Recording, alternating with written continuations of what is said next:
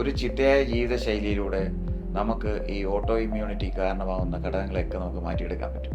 അപ്പോൾ എന്താണ് ചിട്ടയായ ജീവിതം എന്നുള്ളത്? എല്ലാം നമ്മൾ പ്രോപ്പറായിട്ട് ചെയ്യുക. രാവിലെ പ്രഭാതത്തിൽ ഉണരുക, ബ്രാഹ്മമുഹൂർത്തത്തിൽ എണീക്കണമെന്നാണ് പ്രാചീനത്തിലുള്ള ആചാര്യന്മാരൊക്കെ പറയുന്നത്. 3:30 മണി 4 മണിക്ക് എണീക്കുക, രാവിലെ ഒരു 3-4 കിലോമീറ്റർ നടക്കാൻ പോവുക. യോഗ അല്ലെങ്കിൽ മെഡിറ്റേഷൻ ഇത് നമുക്ക് പ്രാക്ടീസ് ചെയ്യാം, സ്ഥിരമായിട്ട് അത് ചെയ്യാം.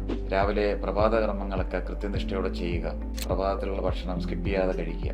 അതേപോലെ തന്നെ ലഞ്ച് പ്രോപ്പറായിട്ട് കഴിക്കുക, ഡിന്നർ പ്രോപ്പറായിട്ട് കഴിക്കുക.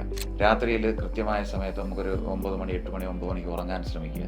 അമിതമായിട്ടുള്ള ഈ ടിവിയുടെയോ അല്ലെങ്കിൽ മൊബൈലിൻ്റെ ഉപയോഗം നമ്മൾ കട്ട് ചെയ്യുക. പകല് തൊഴിലിടങ്ങളിൽ വരുന്ന സ്ട്രെസ്സുകളെ പരമാവധി നമ്മളെ ബാധിക്കാത്തൊക്കെ നമ്മൾ ഒഴിവാക്കി വിടുക. ആവശ്യമില്ലാതെ നമ്മുടെ ബോസ് പറയുന്ന വഴക്കുകളെല്ലാം നമ്മൾ മനസ്സിലേറ്റെടുക്കും. അപ്പം ഇത്തരം കാര്യങ്ങളൊക്കെ ഒരു നിസ്സംഗ മനോഭാവം നമുക്ക് കീപ്പ് ചെയ്യാനും നമുക്ക് നമ്മളെ സ്നേഹിക്കാനും നമ്മളുടെ ആരോഗ്യമാണ് പ്രധാനമെന്ന് നമുക്ക് കാണാനും കഴിഞ്ഞു കഴിഞ്ഞാൽ നമുക്ക് രാവിലെ തൊട്ടേ നമ്മുടെ കാര്യങ്ങൾ പ്ലാൻ ചെയ്യാൻ പറ്റും. അങ്ങനെ ചിട്ടയായ ഒരു ജീവിതം ക്രിയേറ്റ് ചെയ്ത് പോവുകയാണെങ്കിൽ സ്ട്രെസ് ഫാക്ടറുകൾ പരമാവധി ഒഴിവായി കിട്ടും. ആരോഗ്യകരമായൊരു ജീവിതശൈലി നമുക്ക് ക്രമീകരിക്കാൻ പറ്റും. അത് ഫ്യൂച്ചറിൽ നമുക്കുണ്ടാകാനുള്ള സാധ്യതയുള്ള ഈ രോഗങ്ങളിൽ നിന്നും നമ്മളെ ഒഴിവാക്കി നിർത്തുകയും ചെയ്യും.